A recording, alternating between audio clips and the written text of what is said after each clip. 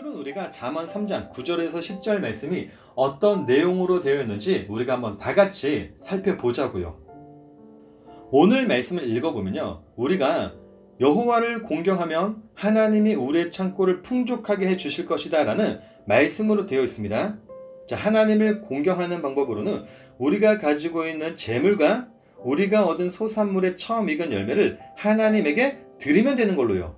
자, 여기서 말하는 재물과 우리가 얻은 소산물의 처음 익은 열매라는 걸 이 시대로 바꾸면 그게 11조가 될 수도 있고, 또는 내가 처음 받게 되는 첫 월급 등등이 될 수 있겠죠. 자, 그렇다면 오늘 말씀을 정리하면 이런 말씀이 될 수 있겠죠. 자, 우리가 11조를 잘하거나 헌금을 잘하면 그게 바로 여호와를 공경하는 거고, 또 그렇게 우리가 여호와를 공경하면 하나님이 우리에게 물질의 축복을 주실 것이다. 마치 전형적인 대가성의 말씀 또는 전형적인 기복신앙의 길을 열어주는 말씀 같죠. 그런데 오늘 말씀은요, 그런 내용이 아닙니다. 왜냐하면 첫 번째로는 하나님은 우리가 드리는 물질 같은 것으로 공경을 받는 분이 아니시기 때문이고, 왜냐하면 하나님이 인간들에게 그를 공경할 수 있는 방법으로 주신 게 물질이 아니라 제사이기 때문이죠. 그래서 공경하다는 단어가 히브리어로 카바드라는 단어가 사용이 된 겁니다. 왜냐하면 카바드의 뜻이 공경하다, 영화롭다 라는 의미를 가진 단어이긴 하지만 이 단어가 간이라는 단어로도 사용이 가능한 단어거든요. 왜냐하면 히브리어의 모음이 만들어지기 전에는 자음으로만 그 단어를 해석을 했는데, 카보드라는 단어와 간을 의미하는 카베드의 자음이 같기 때문이에요. 여기에 모음을 붙이며 카베드라고 하는 겁니다.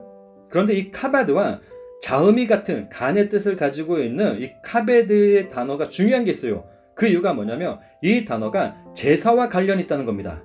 왜냐하면 먼저 샘족에게 간은 굉장히 중요한 장기였거든요. 물론 간뿐만 아니라 신장, 그곳에 붙은 지방까지도 중요하게 여겼습니다. 왜냐하면 샘족에게 있어 간은 인간의 생명과 감정을 담고 있는 장기라고 생각했기 때문이에요. 그런데 하나님이 그 간과 신장, 지방으로 하나님에게 드리라고 하죠. 출애굽기 29장 13절 말씀 봤더니 내장에 덮인 모든 기름과 간 위에 있는 꺼풀과 두 콩팥과 그 위에 기름을 가져다가 제단 위에 불사르고 라고 하잖아요. 그러니까 내 재물과 내 소산물의 처음 익은 열매로 여호와를 공경하라는 말씀, 단순히 11조회라 헌금이라는 그런 물질을 드리라는 말이 아니라 결국 나라는 존재를 하나님께 제사로 드리라는 말씀인 겁니다. 이게 바로 하나님을 공경한다라는 말인 거고요. 그러니까 오늘 본문에 하나님을 공경하라는 말씀은 하나님에게 물질을 드려라, 이게 아니라 나를 하나님에게 드리라는 그 제사를 말하는 겁니다. 그런데 그렇게 우리가 하나님을 공경하면 뭐가 주어진다고 하죠? 문자대로라면 물질의 복이라고 하고 있죠. 왜냐하면 창고가 가득 차고 포도즙 틀에 새 포도주가 넘칠 것이다 라고 했기 때문에요. 그런데 이 말씀도 우리가 생각하는 그런 물질의 복을 주겠다는 말이 아닙니다. 왜냐하면 하나님이 그로 인해 우리에게 주시는 건 물질이 아니라 본문대로라면 먼저는 포도즙 틀에 새 포도즙이 넘치게 될 것이다 라고 했기 때문이죠. 여기에서 포도즙 틀에 새 포도즙이 넘친다라는 말은 성경에서 그리스도의 은혜를 설명하는 전형적인 어구입니다. 대표적으로 요엘서에 보게 되면요, 메시아가 이 땅에 오시면 은혜가 넘치게 된다고 한 말씀이 있는데, 여기에서 그 은혜를 새 포도주로 설명을 했습니다. 자, 요엘서 2장 19절 말씀을 우리가 한번 다 같이 읽어볼까요? 여호와께서 그들에게 응답하여 이르시기를 내가 너희에게 곡식과 새 포도주와 기름을 주리니 너희로 이로 말미암아 흡족하리라.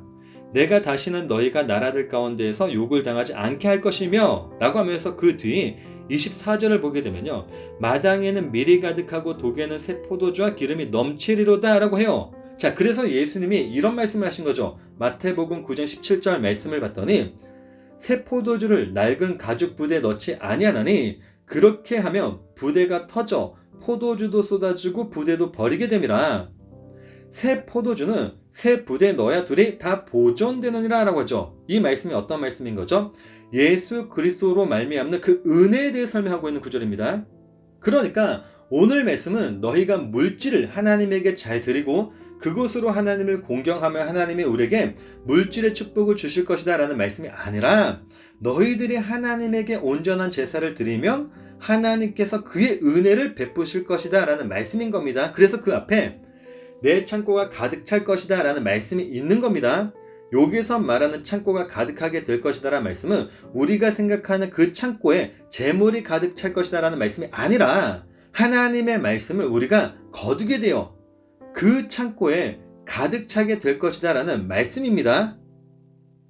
왜냐하면 성경에서 의미하는 창고는 하나님의 말씀이 채워지는 것을 의미하기 때문이죠.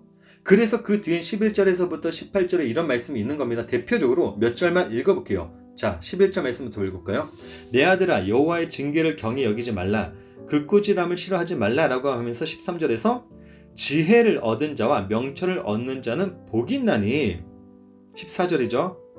이는 지혜를 얻는 것이 은을 얻는 것보다 낫고 그 이익이 정금보다 나음이니라. 15절입니다. 지혜는 진주보다 귀하니 네가 사모하는 모든 것으로도 이에 비교할 수 없도다. 그의 오른손에는 장수가 있고 그의 왼손에는 부귀가 있나니 그 길은 즐거운 길이요 그의 지름길은 다 평강이니라. 지혜는 그 얻은 자에게 생명나무라. 지혜를 가진 자는 복되도다 라는 이 말씀이 있는 겁니다. 그 창고에 이 지혜 말씀들이 가득 차게 된다라는 거죠.